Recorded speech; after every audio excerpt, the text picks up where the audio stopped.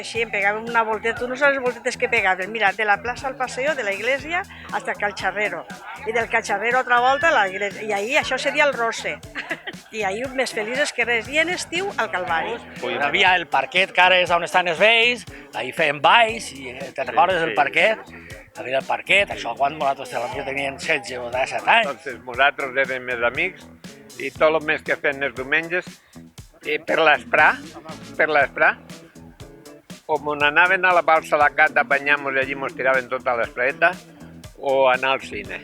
Estava la Lídia, estava l'Adelaida, Pues de convois.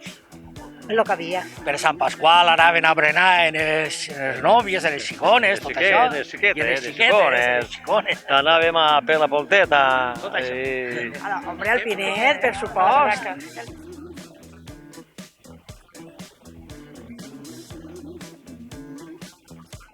Pues mira, pues te bañaves, per l'esprà te aseaves un poquet, te posaves guapeta i te n'anaves a l'Arenal o a Salines, que entonces nos passejaven. A las Arenas y a Salines, luego ya a la Marina. Pues anàvem a la Marina, que havia allí bany.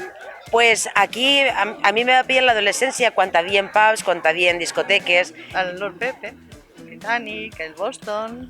I sempre pues, lo que fèiem les amigues era reunir-nos, anem al Lord Pepe, que feia la festa de Nadal, anàvem al Triángulo, a la Jerome, a la Zeppelin.